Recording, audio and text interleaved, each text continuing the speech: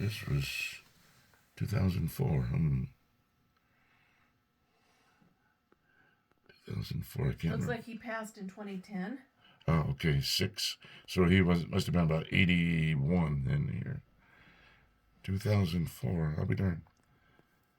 Must have made 2 trips to Oregon. I judged a dog show in 2006 and saw them at that time. So this was, it must have been, I think somebody had a 50-year anniversary or something that I went up for, maybe on this 2004. That wasn't a dog show, I don't believe. Tell us about Kenneth. There's some more pictures here of Ken, I believe. Oh.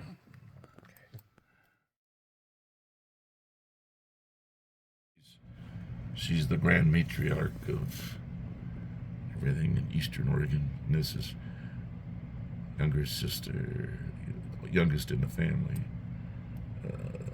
Was Cindy. That was her name.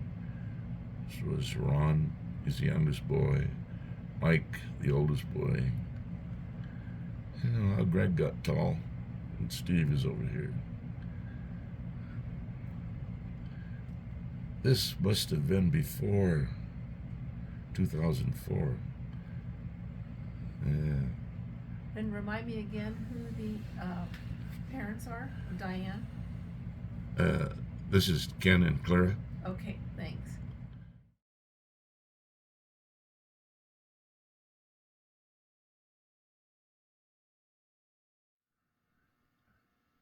There's all of us. There's Ken. This is the same year, 2004. Yeah. This was at a restaurant in Gresham. And who else is there? As well. You're on the end in the red. Yeah, I'm here. This is Dale, Dorothy, Vern, Kenneth. Okay, yeah, I can see their faces now. Okay. God, I was in shape there.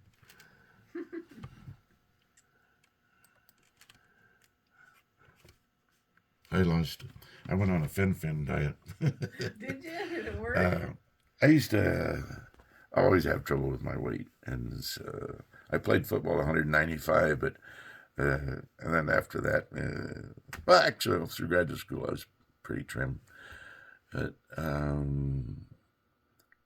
got up. My weight once got up to 255 pounds, I think it was, and I went on a fen diet. And I was my doctor's model student. I went down from 255 to 165, 90 pounds in about a year. Wow. And everyone thought I was sick and dying. But I never weighed 165 very long, I'll tell you that. I've always been 200 or above, so. Ken married Clara Bell Hayes. Yeah. In 1944. She might have even, maybe she had graduated from high school. I'm not sure. She might have been even a sophomore in high school, really young. And very pretty and very nice. And she had 2 brothers and a sister that I remember lived there in Gresham. But she was and she had all the 6 kids and managed to get a nursing degree and everything over the years. And she was probably the best example of a mother counselor I've ever seen in kids. The kids would come home with all major problems and so on. She'd have them solving their problems just like that. Sweetest, and a great sense of humor, a laugh, a good laugh. Very pretty woman, even into her advanced age. So they had 2 daughters Yeah. and 4 sons. Oldest daughter was Diane, and the youngest daughter was Cindy, and then the 4 boys. Yes, is everyone living? Because they were about my age. Or Diane, the oldest, died early. She also died in 2005. She had a heavy weight problem, and she had also smoked. And everybody knows her. I didn't know her after I left home and everything. Okay.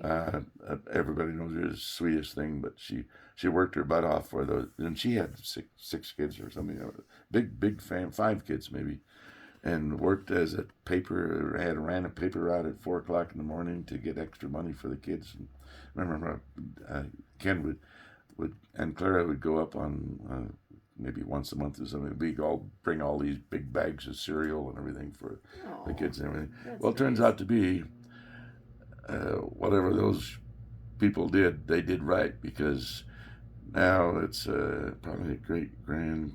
Anyway, she's let's see, Diane's daughter. Yeah, is the woman that I've been corresponding with a little bit. I think she might even be into real estate a little bit in the old Ty Valley or wherever they lived east of the Dalles. But So Diane married a Demos. yeah, Am I pronouncing that right? yeah. And she has a daughters, Sue Ann, Clarissa, and Pamela.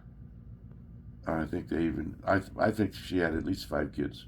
And then she had 5 boys. 5 boys also. Yeah. Oh my God. She had a big family. Yeah. She had 9. No, 8.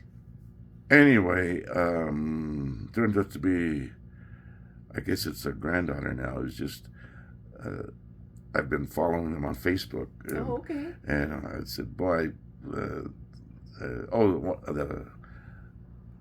see, was it a brother? Yeah, I guess her oldest brother was killed in a motorcycle accident just maybe 2 years ago at most or so. So this would be Diane's son. Yeah. No. Let's see. Albert. Her firstborn was named Albert, and he was born No, in 1968. No, it must be a grandson. Okay.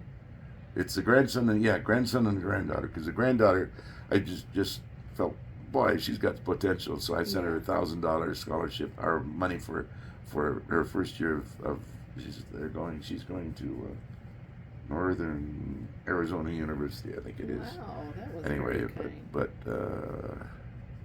I just thought I liked her spirit and dedication. Very pretty young girl.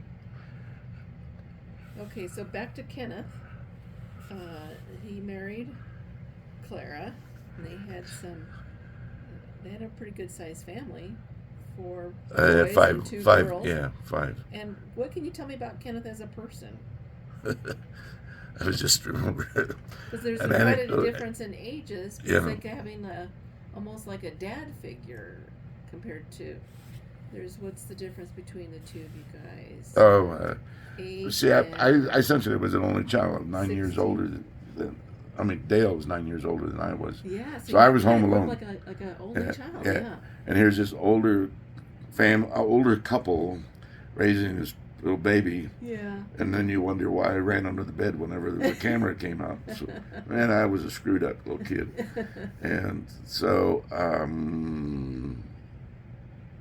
So you I went. I was so shy that my mom would have to go into the shoe store and take out shoes to the pickup and try them on in pickup, because I would not go into the store. So here's my first year of grade school. First year, 6 years old. And they talked me into going because they said Mrs. Wilner was going to be my teacher. And she was my nice neighbor, sweet grandma lady. In fact, on the same corner where the automobile accident occurred and killed a guy on a motorcycle, about only 2 miles from me, a mile and a half, 2 miles from me. So here we go. Go to school.